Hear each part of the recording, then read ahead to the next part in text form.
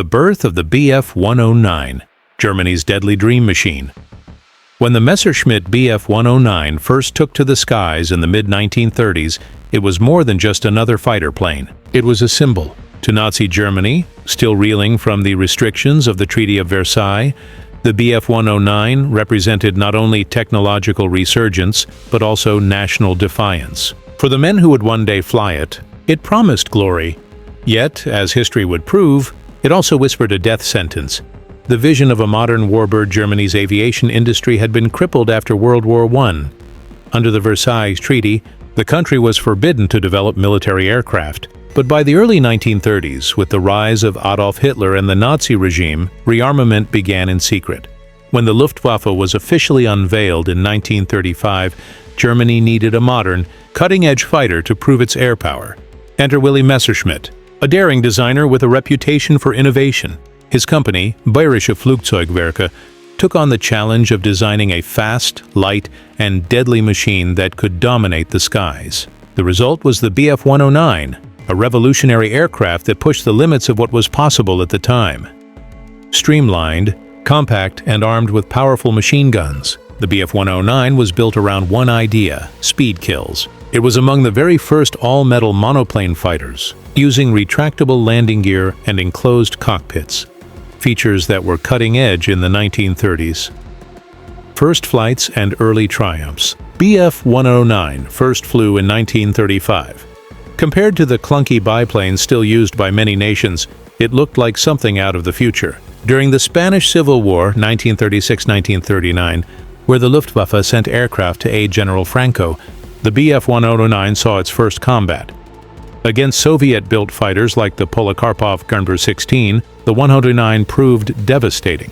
It was fast, it could climb aggressively, and it tore through enemy formations with lethal precision. Pilots reported feeling almost invincible, and German propaganda wasted no time in proclaiming the Bf-109 as the finest fighter in the world. By the time World War II erupted in 1939, the Bf-109 was already infamous. It was the spearhead of the Luftwaffe, the sharp edge of Hitler's war machine. Its silhouette with narrow wings and a pointed nose became etched into the memories of civilians and soldiers alike. The promise of invincibility. When Germany invaded Poland in 1939, the Bf-109 was the dominant fighter in Europe. It swept aside outdated Polish aircraft with ease. Then came the invasions of France and the Low Countries in 1940, where the 109 cemented its reputation.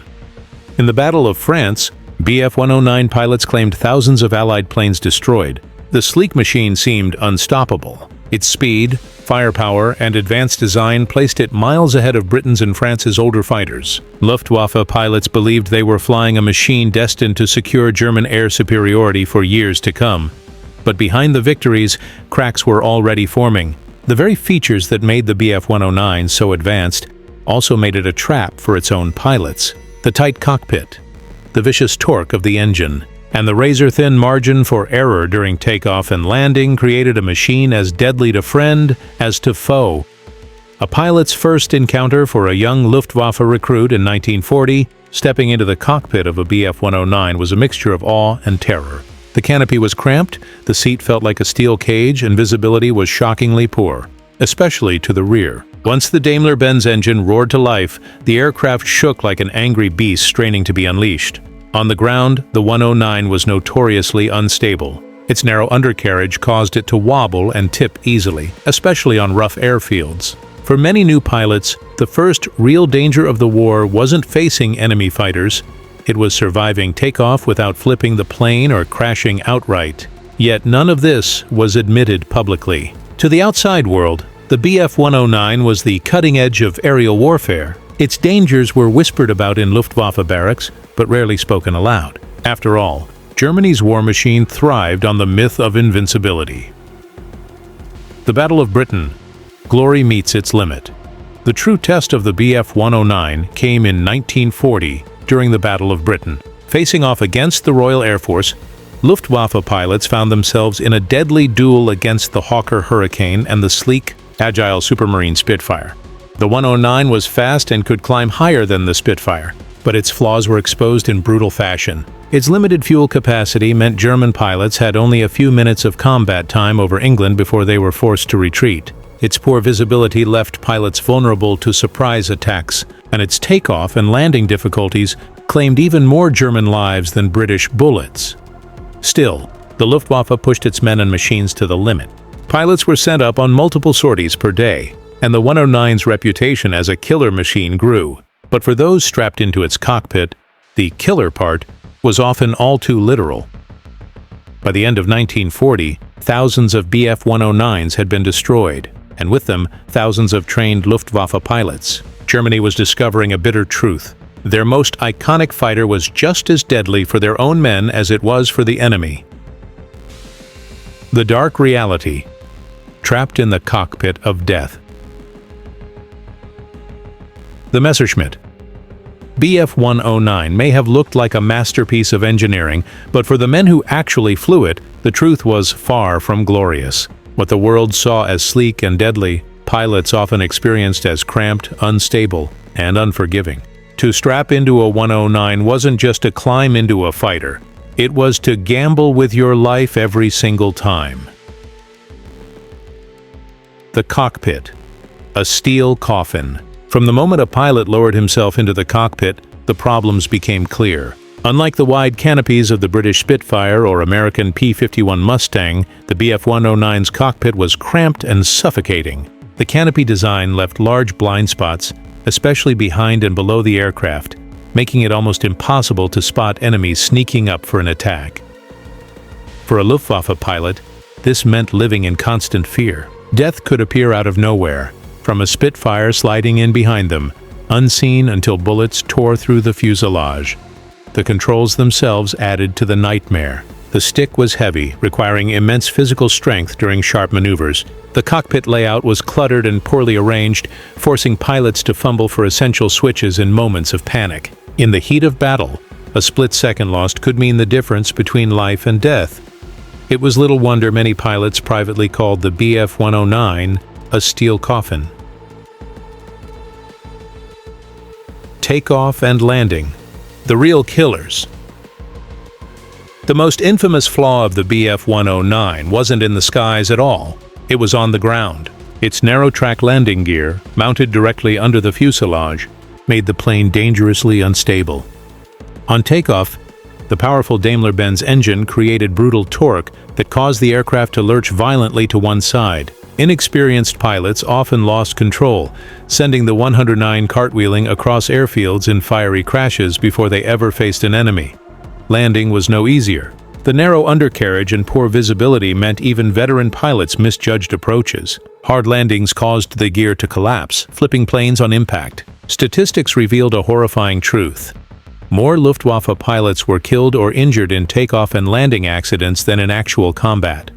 For young recruits, this was devastating. Imagine training for years to become a fighter ace, only to die in flames before leaving the runway. The battle in the skies. If a pilot managed to survive takeoff, the nightmare wasn't over. Once airborne, the Bf 109 was a paradox. It was fast and lethal, but it punished mistakes brutally.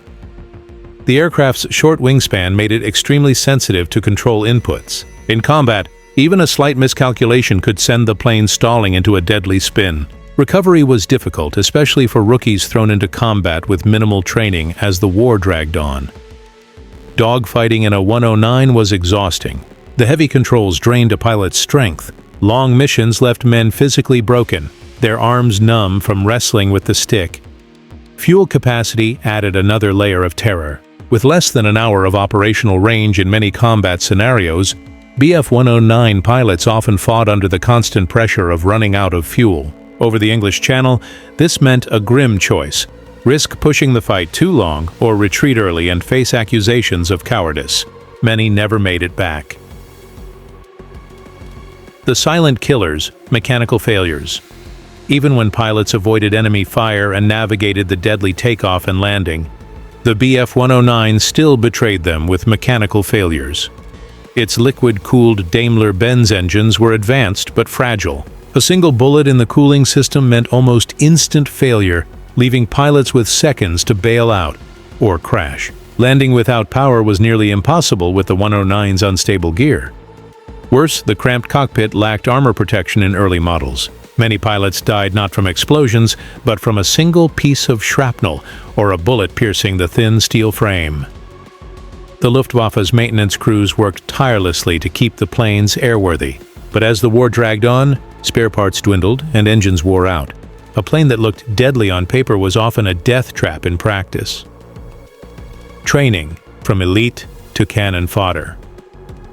Early in the war, Luftwaffe pilots were among the best in the world. Veterans of the Spanish Civil War taught new recruits, and discipline was rigorous. But by 1943, as German losses mounted, training programs were shortened drastically. Instead of hundreds of flying hours, recruits sometimes received fewer than 100 before being sent into combat. Many had never even fired their guns in the air before meeting enemy fighters. For them, the Bf 109 was a machine they barely understood, one that killed as often as it protected. Veterans watched in horror as wave after wave of young men were sent to their deaths, not because they lacked courage, but because their aircraft demanded perfection they couldn't possibly master.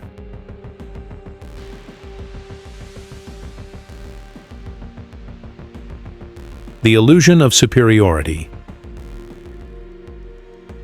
German propaganda continued to hail the Bf 109 as an unbeatable war machine. Posters and newsreels showed grinning aces climbing into their fighters, boasting of dozens of victories. But behind the curtain, Luftwaffe command knew the truth. Their best weapon was eating through their own pilots faster than they could replace them. Every victory in the air carried a hidden price. For every Allied aircraft shot down, another German pilot risked dying, not by enemy fire, but by the unforgiving nature of his own machine. As one veteran later recalled, "The 109 did not forgive mistakes. If you erred in judgment, it killed you, enemy or no enemy." By 1943, the Luftwaffe was bleeding. Thousands of Bf 109s had been lost not only to Allied fighters, but to the aircraft's own deadly quirks. The plane that was meant to symbolize German power had become a silent executioner of its own men.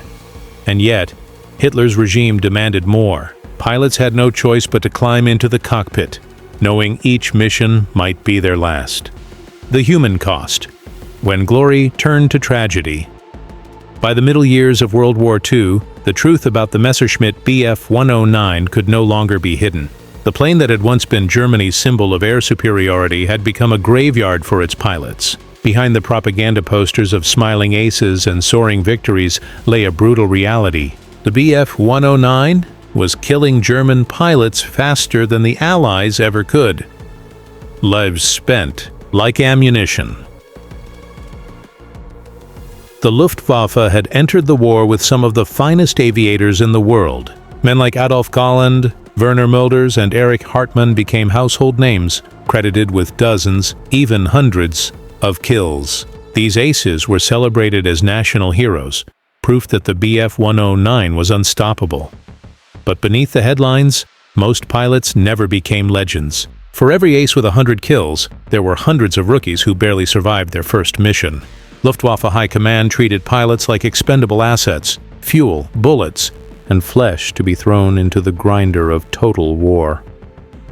Young men, some barely out of their teens, were pushed into the cockpit with only weeks of rushed training. For them, the 109 was less a weapon and more a death sentence. Desperate tactics. As the Allies grew stronger, German strategies became increasingly desperate. By 1943, Allied bombers were pounding German cities, escorted by waves of long-range fighters like the P-51 Mustang, outnumbered and outgunned. Luftwaffe commanders ordered their 109 pilots into suicidal missions. One such tactic was the head-on pass, forcing pilots to dive directly into incoming bomber formations, firing at point-blank range before breaking away at the last second. Many never pulled up in time. Others were shredded by defensive gunfire before they even got close. Fuel shortages made things worse. Missions were carefully rationed, and pilots were sometimes forced to fly, knowing they didn't have enough fuel to return home. For them, combat became a choice between bailing out, crash landing, or burning alive in their cockpits. Personal stories from the cockpit. Veterans later spoke of the suffocating fear that came with each mission. One young pilot described his first takeoff in the Bf 109 as like trying to tame a wild animal that wanted to kill me. He never made it back from his second sortie. Another recalled landing after a long mission only to see half his squadron missing. "We weren't beaten by the British or the Americans," he said. "We were beaten by the machine and by time."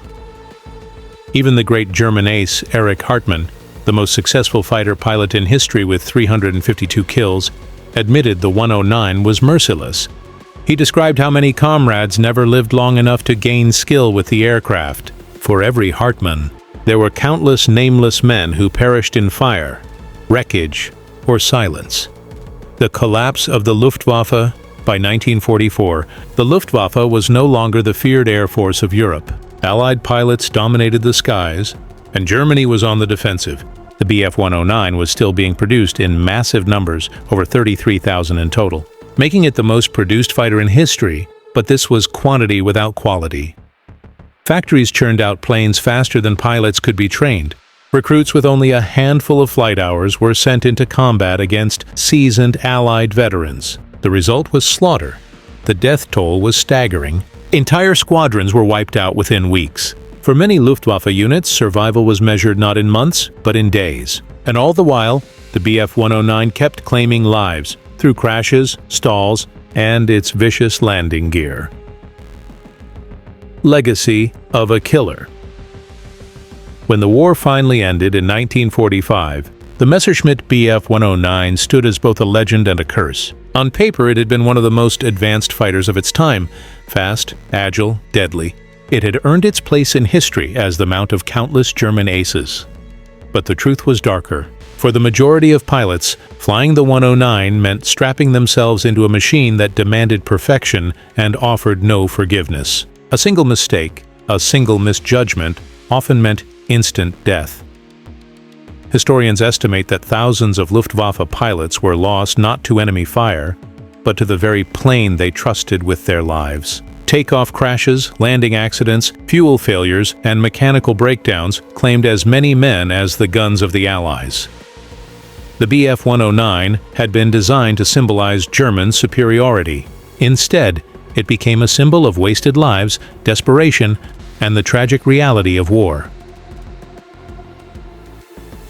Why it was a death sentence. Looking back, the verdict is clear. The Bf 109 was a marvel of its era, but it was also a deeply flawed machine. Its cramped cockpit blinded its pilots. Its vicious landing gear killed them on the ground. Its fragile engine doomed them in the air. For every ace who praised it, there were hundreds of men who cursed it with their dying breath. In the end, the Messerschmitt Bf 109 was not just a fighter, it was a trap. To fly, it was to dance with death. And for far too many young German pilots, that dance ended in fire and silence.